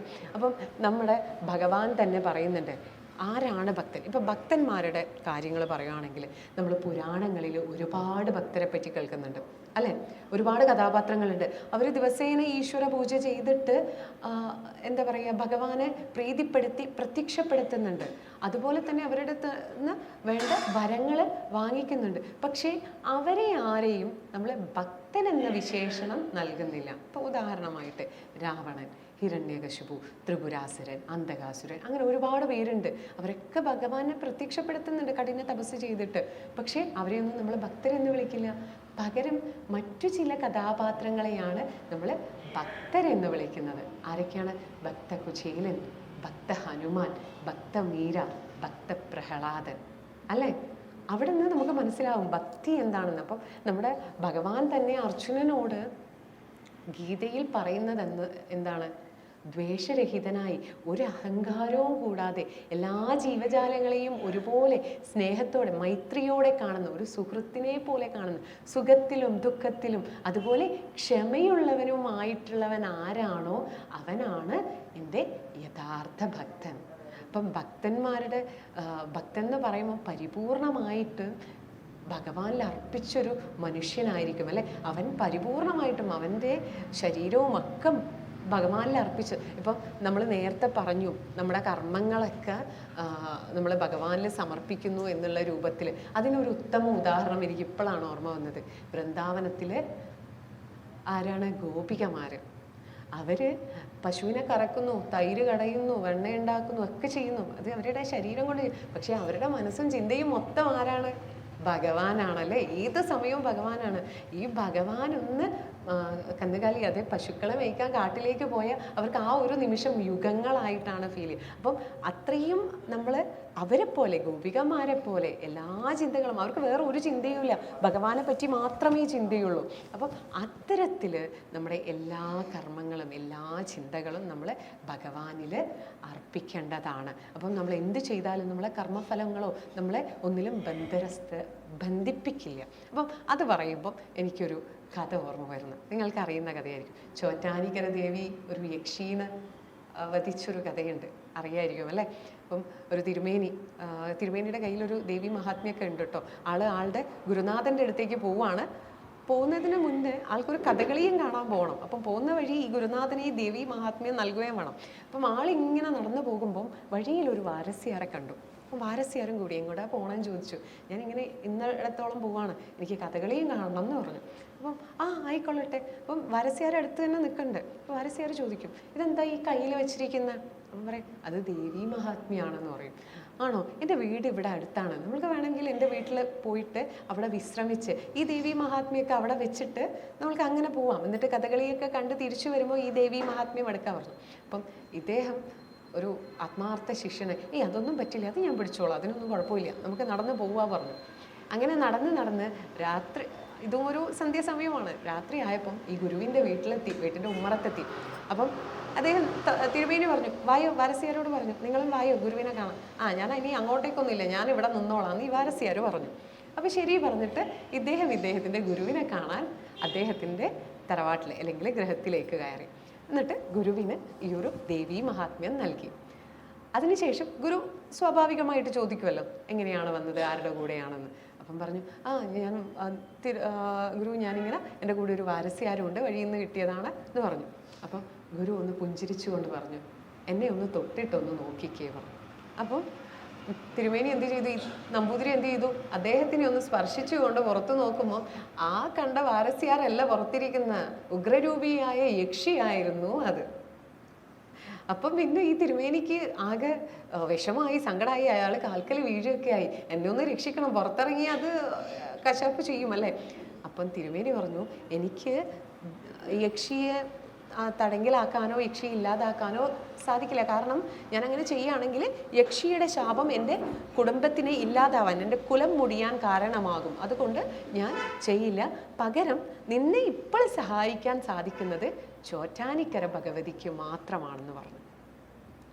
അപ്പം ചോറ്റാനിക്കര അവിടെ നിന്ന് കുറച്ച് ദൂരമുണ്ട്. അപ്പം ഇദ്ദേഹമാണെങ്കിൽ ആകെ പേടിച്ചൊക്കെ എങ്ങനെ പോകും. അപ്പം ഈ ഗുരു പറഞ്ഞു, ഞാൻ നിനക്ക് കുറച്ച് കല്ലുകൾ തരാം. അദ്ദേഹം അതിൽ മന്ത്രിച്ചിട്ട് കുറച്ച് കല്ലുകൾ കൊടുത്തിട്ട് പറഞ്ഞു, ഈ വരസ്യാരെന്ന് പറയുന്ന ഈ യക്ഷി നിൻ്റെ അടുക്കലേക്ക് വരുമ്പോൾ അതിൽ നിന്ന് ഓരോ കല്ലായിട്ട് നീ എറിയാം. അപ്പോൾ ഒരു ഘാതം അകലെ, ഒരുപാട് അകലത്തിലേക്ക് ആ യക്ഷി പോകും. അപ്പം അങ്ങനെ നിനക്ക് ചോറ്റാനിക്കര എളുപ്പത്തിൽ എത്തിച്ചേരാമെന്ന് പറഞ്ഞു. അങ്ങനെ ഈ ധൈര്യത്തിൽ ആളിറങ്ങി. പക്ഷേ ആദ്യം വാരസ്യാരോട് സംസാരിച്ച തിരുമേനിയുടെ ഭാവമായിരുന്നില്ല, പേടിച്ച് വരച്ചൊരു തിരുമേനിയുടെ ഭാവമായിരുന്നു. അപ്പം പുള്ളിക്കാരിക്ക് മനസ്സിലായി, പഴയതുപോലെയൊന്നും സംസാരിക്കുന്നില്ല, എൻ്റെ യഥാർത്ഥ രൂപമൊക്കെ ആൾക്ക് പിടികെട്ടിയെന്ന്. അപ്പം നമ്മുടെ യക്ഷി എന്ത് ചെയ്തു, യഥാർത്ഥ രൂപത്തിൽ തന്നെ പിന്നാലെ പോകാൻ തുടങ്ങി. ഓരോ അടുത്ത് വരുന്നതിന് ഈ കല്ല് ഓരോ എണ്ണം എടുത്തിട്ട് യക്ഷിയുടെ മുകളിലേക്ക് എറിയും. അപ്പം യക്ഷി വളരെയധികം ദൂരത്തേക്ക് മാഞ്ഞു പോകും. വീണ്ടും അവൾ അതിശക്തിയായിട്ട് എടുത്തു വരും. അങ്ങനെ ഈ തിരുമേനി പകുതി ദൂരം എത്തുമ്പോഴത്തേക്കും ഈ കയ്യിൽ ഈ മന്ത്രിച്ച കല്ലുകളൊക്കെ തീർന്നു. തിരുമേനിക്കാണെങ്കിൽ ആകെ സങ്കടവും വെപ്രാളവും ഒന്നും പറയണ്ട. അപ്പം അവസാനത്തെ കല്ല് മറിഞ്ഞ് നോക്കുമ്പോൾ അടുത്തൊരു വീട് കാണും. അതും മറ്റൊരു തിരുമേനിയുടെ ഒരു വീടായിരുന്നു. അദ്ദേഹം വേഗം തന്നെ ഓടി അതിൽ കയറിയിട്ട് പറഞ്ഞു, തിരുമേനി ഇതാണ് സംഭവം, കാര്യങ്ങളൊക്കെ വിവരിച്ചു കൊടുത്തു. അപ്പം തിരുമേനി പറഞ്ഞു, മുന്നേ പറഞ്ഞതുപോലെ തന്നെ എനിക്ക് അവളെ തടങ്കിലാക്കാൻ അല്ലെങ്കിൽ തളയ്ക്കാൻ സാധിക്കില്ല. അവളെൻ്റെ കുലം ഇല്ലാതാക്കും, എൻ്റെ കുടുംബം മുടിയാൻ, തടങ്കിലാക്കിയാൽ അവളെ തളച്ചാൽ പിന്നീട് ആ കുലം മുടിയാൻ ചാൻസ് ഉണ്ട്. അപ്പം അതുകൊണ്ട് എനിക്കും ചെയ്യാൻ പറ്റില്ല. എനിക്ക് ചെയ്തു തരാൻ പറ്റുന്ന ഒരു കാര്യമുണ്ട്. അദ്ദേഹത്തിൻ്റെ തോളിലിരുന്ന ഒരു തോർത്ത് എടുത്തിട്ട് അത് നനഞ്ഞ തോർത്താണ്. അദ്ദേഹം പ്രാർത്ഥിച്ചിട്ട് കയ്യിൽ കൊടുത്തു. അദ്ദേഹത്തിൻ്റെ ആ തപോശക്തി ആ തോർത്തിലുണ്ട്. എന്നിട്ട് പറഞ്ഞു, യക്ഷി അടുത്ത് വരുമ്പോൾ താനിങ്ങനെ വീശണം, അപ്പം അവള് തന്നെ പിടിക്കാൻ കഴിയില്ല. അങ്ങനെ ഇറങ്ങാൻ നോക്കുമ്പോൾ ഈ തിരുമേനിയോട് ഈ തോർത്ത് കൊടുത്ത തിരുമേനി പറഞ്ഞു, ഒരു കാര്യം മറക്കരുത്, അമ്പലത്തിനുള്ളിൽ കയറുമ്പോൾ നീ ഈ തോർത്ത് ഉള്ളിലെടുക്കാൻ പാടില്ല, അത് മുഷിഞ്ഞതാണ്, നീ അത് വെളിയിൽ കളയണം എന്ന് പറഞ്ഞു.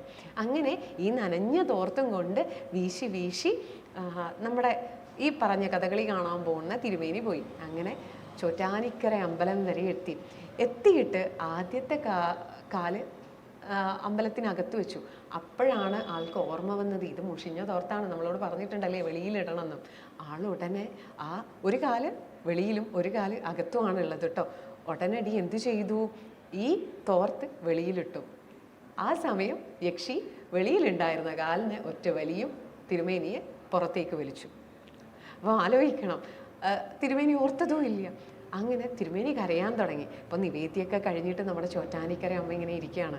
ഉടനടി അമ്മ തിരുമേനിയുടെ മുന്നിൽ പ്രത്യക്ഷപ്പെട്ടിട്ട് യക്ഷിയോട് ചോദിച്ചു, നീ ആ കല്ലുണ്ടായിട്ടും ഒരു കല്ല് കയ്യിൽ കരുതിയപ്പോഴും തോർത്തുണ്ടായപ്പോഴും നീ എൻ്റെ ഭക്തനെ അടുത്ത് പോലും നിനക്ക് സ്പർശിക്കാൻ നീ സ്പർശിക്കാനോ ഒന്നും നിന്നില്ല. എൻ്റെ തിരുമുന്നിൽ വന്നിട്ട് നീ എൻ്റെ ഭക്തനെ സംഹരിക്കാൻ നോക്കുന്നോ പറഞ്ഞിട്ട് ആ യക്ഷിയുടെ ശിരച്ഛേദം ചെയ്തു. അങ്ങനെ ആണ് നമുക്കറിയാം ചോറ്റാനിക്കര യക്ഷിൻ്റെ കേട്ടിട്ടുണ്ടോ. അപ്പം ഇതുപോലെ നമ്മുടെ പിന്നിലും ഒരുപാട് യക്ഷികളുണ്ട്. ഇങ്ങനത്തെ യക്ഷിയല്ല കേട്ടോ, നമ്മുടെ കർമ്മഫലമാകുന്ന യക്ഷികൾ അല്ലേ. അപ്പം നമ്മൾ ഈ ചോറ്റാനിക്കരയൊന്നും ഇല്ലെങ്കിലും നമ്മുടെ മാരിയമ്മനോട് വന്ന് പറഞ്ഞാൽ മതി. അപ്പം ക്ഷേത്രത്തിലെത്തി മാരിയമ്മനോട് കാര്യങ്ങൾ പറഞ്ഞാൽ നമ്മുടെ കർമ്മഫലങ്ങളും ഇല്ലാതാകും. അത് പറയാൻ കാരണം ഇതാണ്, നമ്മൾ ചെയ്യുന്ന എല്ലാ കാര്യങ്ങളും ഈശ്വര സമർപ്പണമായിട്ട് കരുതുകയാണെങ്കിൽ നമ്മൾക്ക് ഒന്നും തന്നെ ഇല്ല. നമ്മൾ പറയില്ലേ, നമ്മുടെ വിവേകാനന്ദ സ്വാമികൾ പറയുന്നൊരു വാക്കാണ്, പ്രേമത്തിൽ ജനിച്ച് പ്രേമത്തിൽ വളർന്ന് പ്രേമത്തിൽ നമ്മൾ ഇല്ലാതാവുകയാണ്. അപ്പം അതായത് നമ്മളിപ്പം ഭഗവാനിലേക്ക് നമ്മൾ ആ പ്രേമത്തിൽ സ്റ്റാർട്ട് തുടങ്ങി, നമ്മൾ ഭഗവാനെ ഇഷ്ടപ്പെടാൻ തുടങ്ങി. അതിൽ നമ്മൾ അങ്ങനെ വളർന്ന് അവസാന കാലമാകുമ്പോഴും ആ ഭഗവാന്റെ കാൽക്കൽ തന്നെയാണ് നമ്മൾ എത്തുന്നത് അല്ലേ. അപ്പം നമ്മളെല്ലാം ഭഗവാനിൽ, അല്ലാണ്ട് പെട്ടെന്നൊരു സുപ്രഭാതത്തിൽ മരിക്കാൻ കിടക്കുന്ന സമയം ഭഗവാനെ എന്ന് വിളിച്ചാൽ ഭഗവാൻ വരുമോ? ഇല്ല. നമ്മൾ ആദ്യം മുതൽ തന്നെ ഭഗവാനിലേക്ക് എത്തിപ്പെടണം. അപ്പം അതിനെപ്പറ്റി പറയാൻ നമുക്ക് ലാസ്റ്റ് ഔട്ടുണ്ട്. അപ്പം ഈ ഒരു കാര്യം നമ്മൾ പറഞ്ഞു നിർത്തിയത് ഭക്തിയുടെ കാര്യമാണ്. അപ്പം അങ്ങനെ പറയുവാണെങ്കിൽ ഭക്തിയെപ്പറ്റി പറയുമ്പോൾ ഭാഗവതത്തിൽ നമുക്കറിയാം, അതായത് ഭക്തപ്രഹ്ലാദനെ പറ്റിയിട്ട് അറിയാമല്ലേ. അപ്പം പ്രഹ്ലാദൻ്റെ സുഹൃത്തുക്കൾക്ക് നവവിധ ഭക്തി പറഞ്ഞു കൊടുക്കുന്നുണ്ട്. അതായത് നമുക്ക് ഭക്തിമാർഗം, ഈശ്വരനിലേക്ക് എത്താൻ ഭക്തിമാർഗമുണ്ട്, ഒരുപാട് മാർഗങ്ങളുണ്ട്. പക്ഷെ അത് അവസാനം എത്തുന്നത്, സംഗമിക്കുന്നത് ഭക്തിയിൽ തന്നെയാണ്. അപ്പം ഈ ഒരാൾ ഞാൻ ചെയ്യുന്ന ഈ ഒരു കാര്യം മാത്രമാണ് ഭക്തി എന്ന് പറയാൻ സാധിക്കില്ല. ഈ പറയുന്ന നവതാഭക്തി ആണെങ്കിലും ഇത് തന്നെയാണ് ഭക്തി എന്നൊന്നും പറയാൻ പറ്റില്ല. അപ്പം അതായത് നമ്മൾക്ക് പറഞ്ഞു തരികയാണ്, ഇങ്ങനെയും ഭക്തി നമ്മൾക്ക് അനുഷ്ഠിക്കാം. ഇപ്പം നമ്മൾ പറയില്ലേ, മഹാദേവനെ കൂവളത്തിൽ എടുത്തിട്ട് പ്രാർത്ഥിച്ചാലും ഭഗവാൻ കേൾക്കുമല്ലേ. ഭഗവാന് സ്വർണത്തിനെ കൊണ്ട് വിഗ്രഹം ഉണ്ടാക്കണമെന്നോ അല്ലെങ്കിൽ എന്തെങ്കിലും നൽകണമെന്നില്ല, ഒരു കൂവളത്തിലെ പിടിച്ചാൽ മതി, ഭഗവാൻ അത് കേൾക്കും. അപ്പം അതുപോലെ തന്നെ നമ്മുടെ ഈ നവവിധ ഭക്തികളുണ്ട് അല്ലെ. നവവിധ ഭക്തികൾ എന്ന് പറയുമ്പോൾ ശ്രവണം, കീർത്തനം, സ്മരണ, വന്ദനം, അർച്ചനം, ദാസ്യം, സഖ്യം, പാദസേവനം, ആത്മനിവേദനം. അപ്പം ഈ നവവിധ ഭക്തികൾ നമ്മുടെ ഭക്തപ്രഹ്ലാദൻ ആർക്ക് പറഞ്ഞു കൊടുക്കുകയാണ്? സുഹൃത്തുക്കൾക്ക് പറഞ്ഞു കൊടുക്കുകയാണ്. അപ്പം ശ്രവണത്തിനെ പറ്റി പറയുവാണെങ്കിൽ, ശ്രവണം എന്ന് പറയുമ്പോൾ നമ്മുടെ പഞ്ചേന്ദ്രിയങ്ങൾ, നമ്മൾ ജനിക്കുമ്പോൾ തന്നെ നമ്മുടെ പഞ്ചേന്ദ്രിയങ്ങൾ എന്ന് പറയുമ്പോൾ എന്തൊക്കെയാണ്? മൂക്ക്, നാക്ക്, ത്വക്ക്, ചെവി അല്ലേ. അപ്പം നമ്മുടെ ഈ പഞ്ചേന്ദ്രിയങ്ങളിൽ ഏറ്റവും നമ്മുടെ ജീവാത്മാവ് ഭൂമിയിലേക്ക് വരുമ്പോൾ ആദ്യം പ്രവർത്തിക്കുന്നത്, അല്ലെങ്കിൽ ആദ്യം കൂടുതൽ നമ്മുടെ ചെവിയാണെന്ന് പറയും. അപ്പം ഞാൻ പറയുവാണ് രണ്ട് കാര്യങ്ങൾ. അപ്പോൾ ഈ ഒരു വശത്ത് ഒരു അമ്മയും കുട്ടിയും, അമ്മ കുട്ടിയെ എടുത്ത് താലോലിക്കുന്ന ഒരു ചിത്രം, അല്ലെങ്കിൽ ഒരു കാഴ്ച മാത്രം, അതിന് സൗണ്ട് ഇല്ല കേട്ടോ, കാഴ്ച മാത്രമേ ഉള്ളൂ. അതേ സ്ഥാനത്ത് ഇപ്പുറത്തെ വശത്ത് നമ്മൾക്ക് കേൾക്കാം, ശബ്ദമുണ്ട്, അവിടെ കാഴ്ചയില്ല. അമ്മ മോനെ ഇങ്ങനെ ഉറങ്ങ മുത്തി ചക്കരയെന്നൊക്കെ പറഞ്ഞ് താരാട്ടൊക്കെ പാടുക. നമ്മൾ ഓട്ടോമാറ്റിക്കലി ഏതാണ് നമ്മുടെ ശ്രദ്ധ പോകുക? സൗണ്ടുള്ള ഭാഗത്തേക്ക് അല്ലേ. അപ്പം നമ്മുടെ ഈ ശ്രവണം എന്ന് പറയുന്ന, ചെവി എന്ന് പറയുന്നത് അത്രയും പ്രാധാന്യമുള്ള ഒരു ഇന്ദ്രിയമാണ്. അപ്പം അത് നമ്മൾ എന്ത് ചെയ്യണം?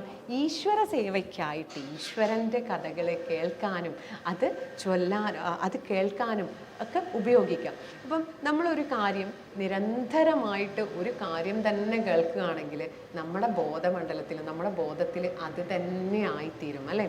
അപ്പം ഉച്ച സമയത്തൊക്കെ ഞങ്ങളുടെ വീട്ടിലൊക്കെ അമ്മയ്ക്ക് ഒരു ഉറക്കമൊക്കെ ഉണ്ട്. ഭക്ഷണമൊക്കെ കഴിച്ചാൽ ഒരു 5 മിനിറ്റ്, ഒരു 10 മിനിറ്റൊക്കെ അമ്മ കിടക്കും. നമ്മളൊന്ന് ചിന്തിക്കുക, നമ്മളിങ്ങനെ കിടക്കുന്ന സമയത്ത് അപ്പുറത്തെ വീട്ടിലെ ചേച്ചി വരിക. ചേച്ചി വന്നിട്ട് പറയണം, ഇന്ന വീട്ടിൽ ഇന്ന കാര്യങ്ങൾ, ഇന്ന സംഭവം എന്നെല്ലാം പറഞ്ഞ് നമ്മളോട് കുറേ കാര്യങ്ങൾ അപ്പുറത്തെ വീട്ടിലെ ചേച്ചീനെ പറ്റിയിട്ടും ഇപ്പുറത്തെ വീട്ടിലെ ചേച്ചീനെ പറ്റിയിട്ടൊക്കെ പറയുകയാണ്. അപ്പോൾ നമുക്ക് ഭയങ്കര ഇൻട്രസ്റ്റ് ഒക്കെ വരും കേട്ടോ. നമുക്ക് ഉറക്കമൊന്നും ഉണ്ടാവില്ല. പിറ്റേ ദിവസം അതേ സമയമാകുമ്പോൾ നമ്മൾ ഈ ചേച്ചീനെ കാത്തു നിൽക്കും, ഇന്ന് വല്ല ന്യൂസും കൊണ്ടുവരുമോയെന്ന് അല്ലേ. അതായത് നമ്മൾ നിരന്തരം ഒന്ന് തന്നെ കേട്ടുകൊണ്ടിരിക്കുമ്പോൾ നമ്മൾക്ക് നമ്മുടെ ബോധമണ്ഡലത്തിൽ അത് തന്നെ ആയിത്തീരും. അതുകൊണ്ട് ഒരു യഥാർത്ഥ മനുഷ്യൻ അല്ലെ, ഒരു യഥാർത്ഥ ബുദ്ധിമാനായ ഭക്തൻ എന്ത് ചെയ്യണം? നിരന്തരമായിട്ട് ഭഗവാന്റെ കാര്യങ്ങളിങ്ങനെ കേട്ടുകൊണ്ടേയിരിക്കാം. അപ്പം അതിന് ഉത്തമ ഉദാഹരണം എന്ന് പറയുന്നത് പരീക്ഷിത്താണ്. പരീക്ഷത്തിനെ എല്ലാവർക്കും അറിയാം അല്ലേ? സപ്താഹം കഴിഞ്ഞ് 7ാമത്തെ ദിവസം തക്ഷകം പുറത്ത് വെയിറ്റ് ചെയ്യാണ് കൊത്താനല്ലേ, ജീവനെടുക്കും. അപ്പം ഈ പരീക്ഷിത്ത് 7 ദിവസം ഭാഗവത സപ്താഹം അഹോരാത്രം രാത്രി പകലൊന്നും ഇല്ലാണ്ട് ഇങ്ങനെ ഇരുന്ന് കേൾക്കുകയാണ്. ഒരു ദിവസം അവിടെ വേറെ ഒന്നുമില്ല, ഭഗവാനെ പറ്റിയിട്ട് ഇങ്ങനെ കേട്ടുകൊണ്ടിരിക്കുക. അപ്പം നമ്മുടെ നാട്ടിലും ഭാഗവത സപ്താഹമൊക്കെ നടക്കും അല്ലേ? അപ്പം നമ്മൾ പറഞ്ഞത് ശ്രവണമാണല്ലേ. അപ്പം പരീക്ഷിത്ത് 7 ദിവസം 7ാമത്തെ ദിവസം തക്ഷകൻ കടിച്ച പിന്നെ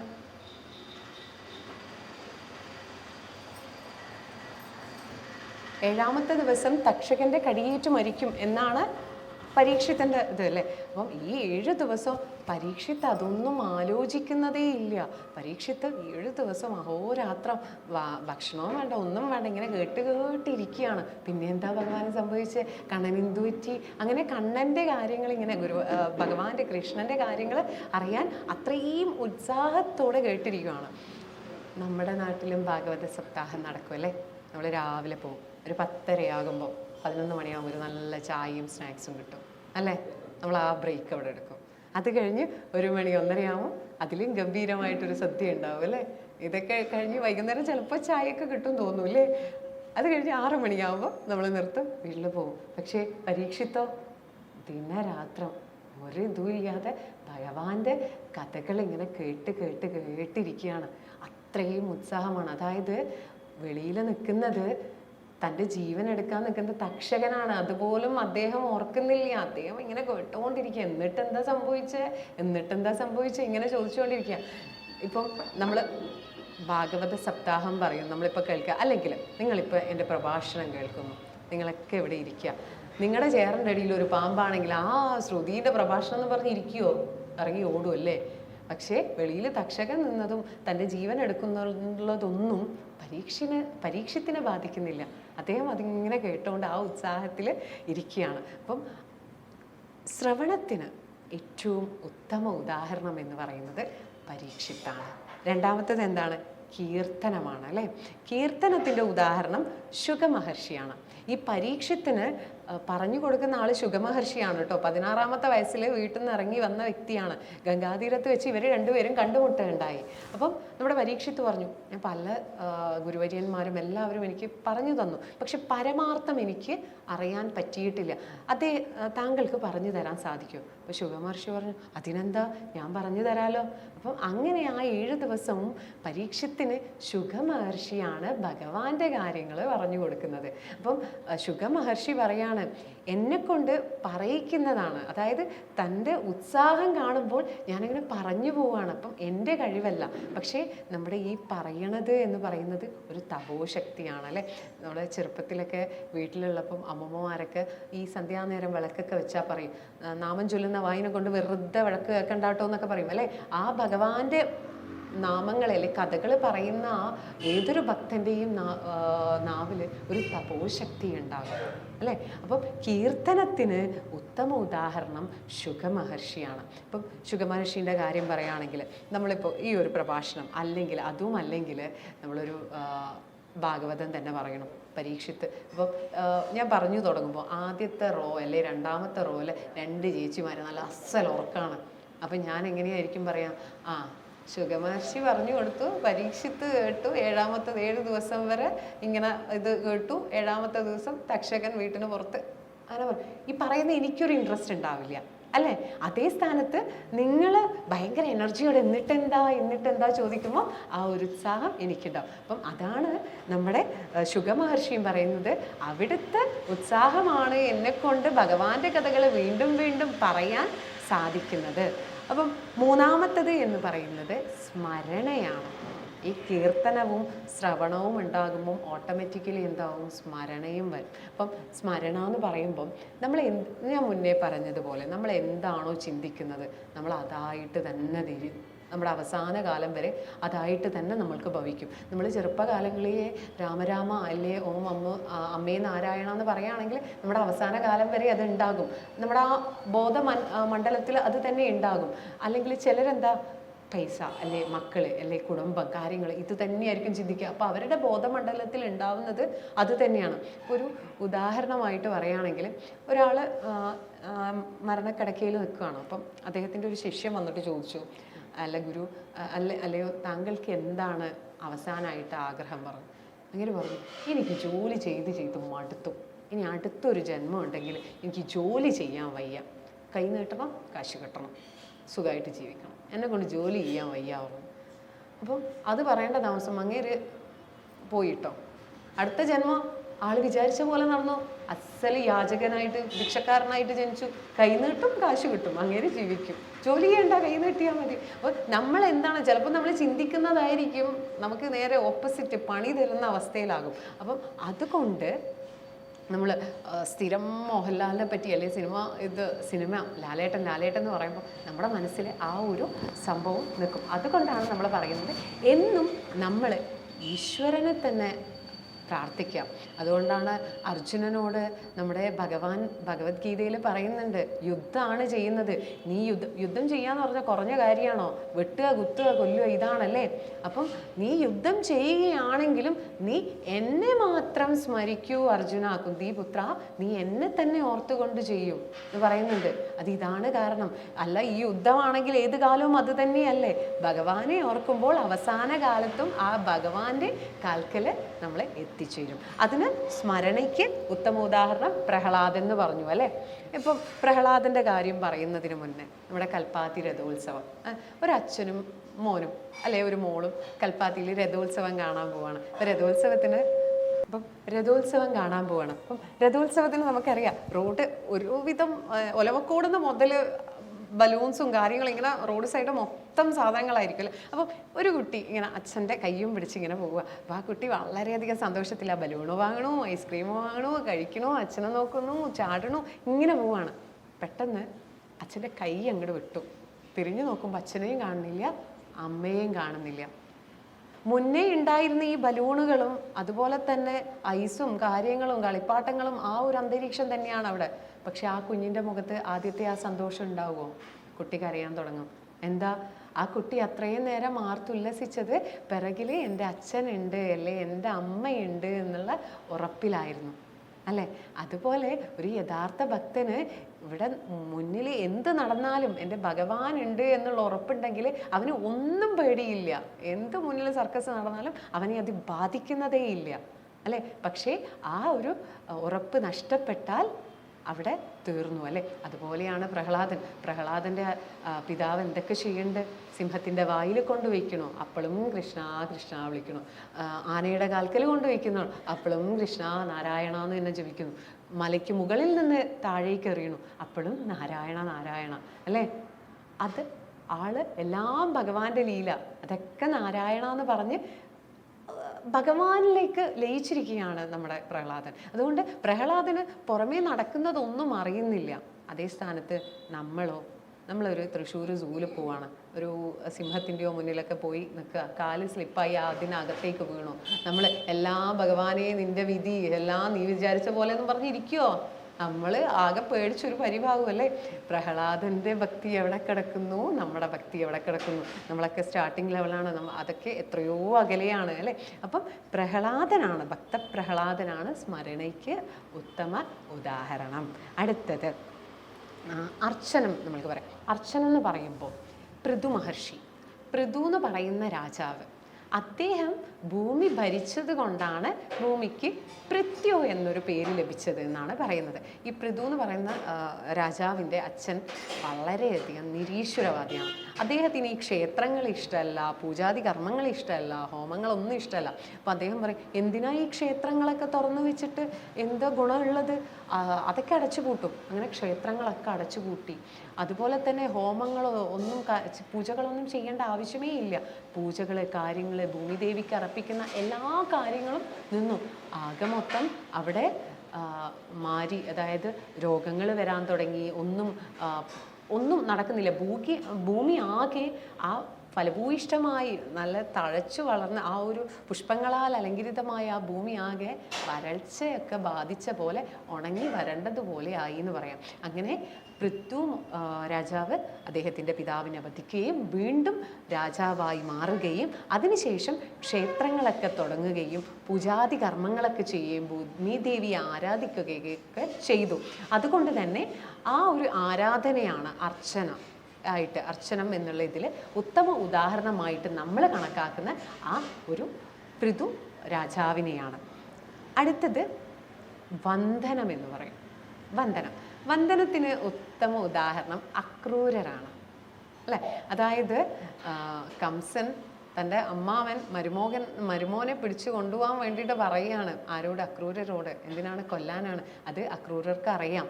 പക്ഷേ ആ ഒരു സാഹചര്യത്തിൽ ഭഗവാനെ കാണാൻ സാധിക്കുമല്ലോ എന്നുള്ള രീതിയിലാണ് വൃന്ദാവനത്തിലേക്ക് വരുന്നത്. അപ്പം വൃന്ദാവനത്തിൽ വന്ന് ഇറങ്ങുമ്പം ആ മണ്ണിൽ കാല് വയ്ക്കുമ്പോൾ കാണുന്നത് ഓരോ വീടിനും മുന്നിലും ആ കുഞ്ഞു പാദങ്ങളാണ് കാണുന്നത്. ആ ഭഗവാന്റെ കുഞ്ഞു പാദങ്ങൾ ആ മണ്ണിൽ നിറയെ കാണുവാണ്. അപ്പം അദ്ദേഹത്തിന് ആ മണ്ണിൽ ചവിട്ടാൻ തോന്നുന്നില്ല. അദ്ദേഹം എന്ത് ചെയ്തു? അവിടെ ഉരുണ്ട് പ്രദക്ഷിണം വയ്ക്കുന്ന പോലെ ചെയ്തു. ഇപ്പോൾ നിങ്ങളൊക്കെ കാശിയിലും വൃന്ദാവനത്തിലെല്ലാം പോവുകയാണെങ്കിൽ കാണാം, അവർ ആ ഒരു മണ്ണെടുത്ത് ദേഹാസകലം ഇടും, അവിടെ കിടന്ന് ഉരുളും. അതായത് ആ മൺതരിയിൽ ഓരോന്നിലും ഭഗവാന്റെ ഒരു അംശമുണ്ട് അവിടെ മൊത്തം. അല്ലെങ്കിൽ നമ്മൾക്ക് ഉദാഹരണമായിട്ട് ഇവിടെ പാലക്കാടുണ്ട്, ഞങ്ങളുടെ കണ്ണൂരും ചിലയിടത്ത് ഞാൻ കണ്ടിട്ടുണ്ട്. ഭഗവാന്റെ ശ്രീകൃഷ്ണ ജയന്തിക്കൊക്കെ മറ്റേ കോലമാവിൽ ഭഗവാന്റെ കാൽപാദങ്ങൾ വയ്ക്കും അല്ലേ. അതുപോലെയാണ് കുഞ്ഞു കുഞ്ഞു പാദങ്ങളാണ് ഇദ്ദേഹം കണ്ടത്. അദ്ദേഹത്തിന് ഈ പാദങ്ങൾ കണ്ടപ്പോൾ സങ്കടമാണോ സന്തോഷമാണോ അദ്ദേഹത്തിന് സഹിക്കാൻ സാധിച്ചില്ല. അദ്ദേഹം അവിടുന്ന് പ്രദക്ഷിണം ചെയ്തു കൊണ്ടുപോയി.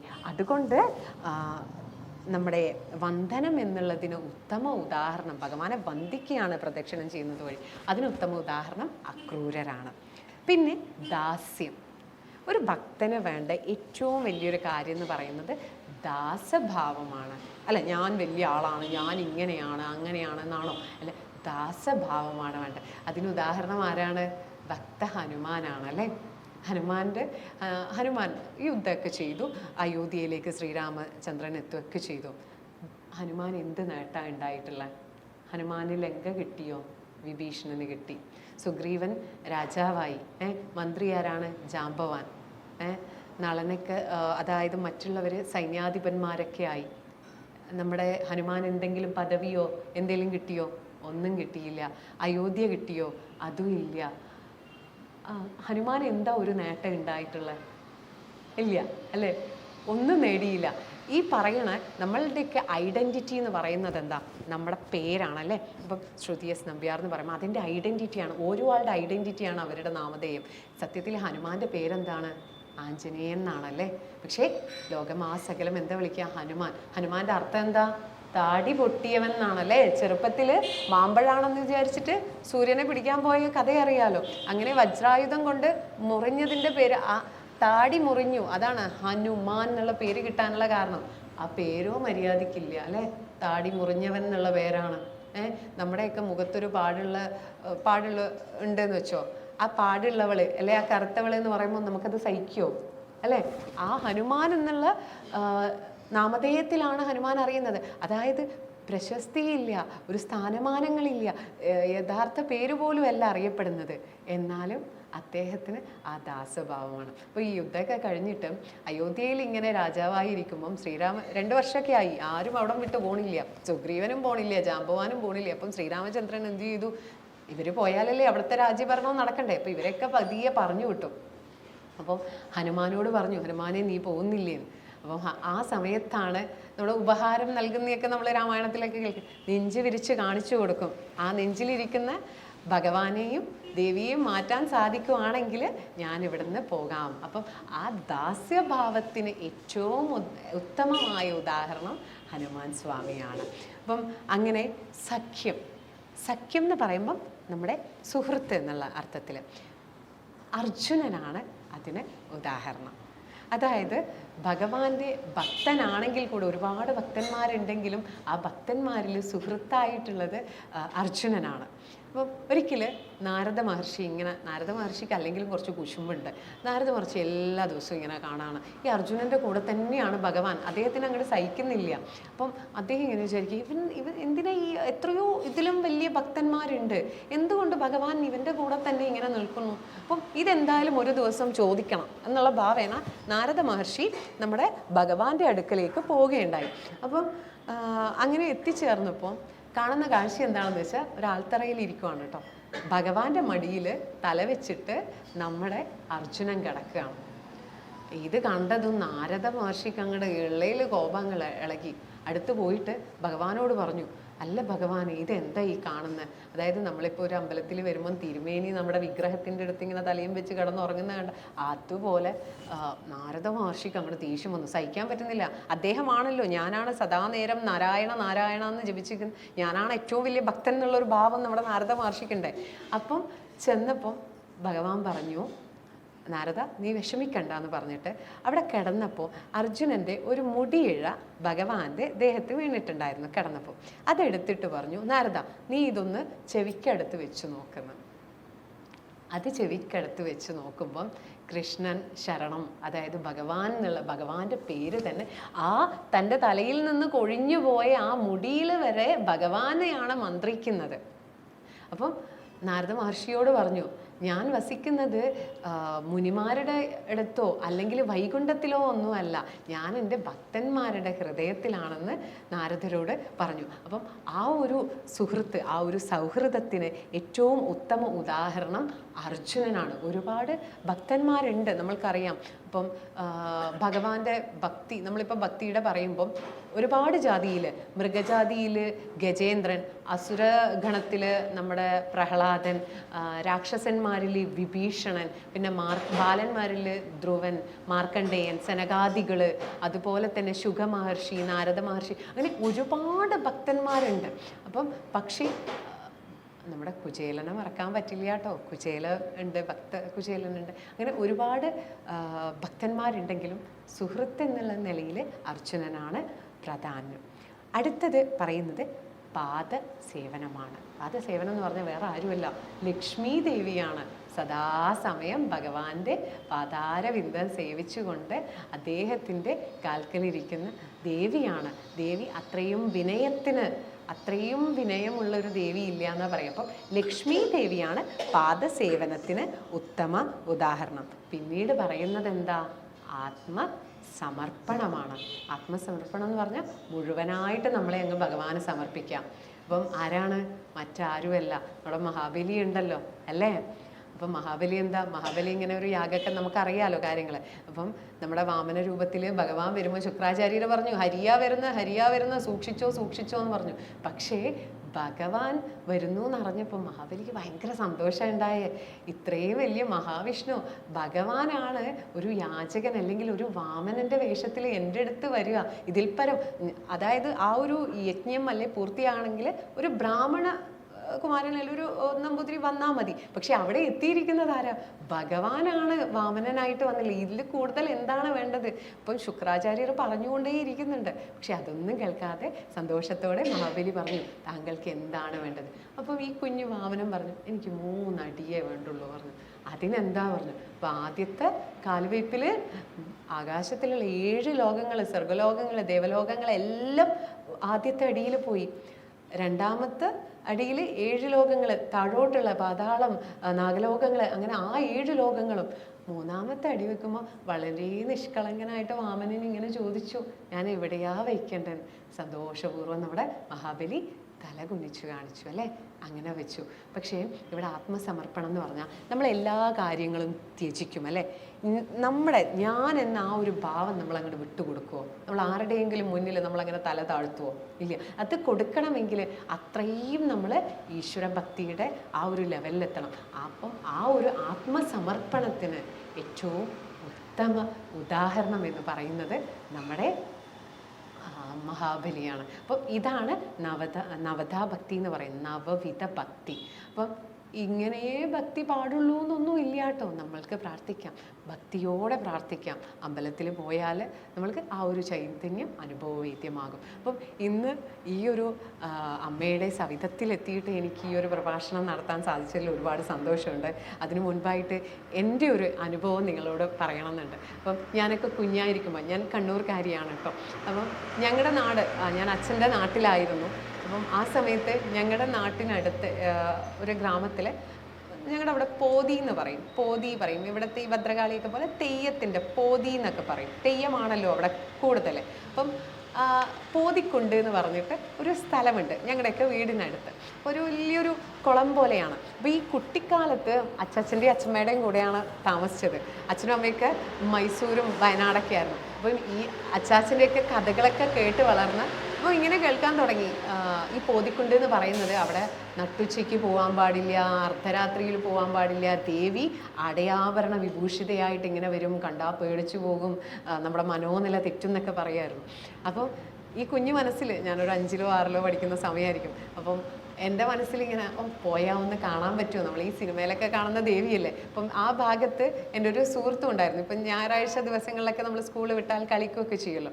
അപ്പം ഒരിക്കൽ ആ കുട്ടിയുടെ, എൻ്റെ വീട്ടിൽ വന്നിട്ടാണ് ആ കുട്ടി കളിക്കാറ്. ഒരു ദിവസം ഈ കുട്ടിയുടെ വീട്ടിൽ പോകാനിടയുണ്ടായി. അപ്പോഴും അച്ഛമ്മയും അമ്മ നാട്ടിലുണ്ടായിരുന്നു. അപ്പോൾ അമ്മയും പറഞ്ഞു, ഉച്ചയാകുന്നതിന് മുന്നേ, ചോറ് കഴിക്കുന്നതിന് മുന്നേ എത്തണം കേട്ടോ, നട്ടുച്ചയ്ക്കൊന്നും വരണം.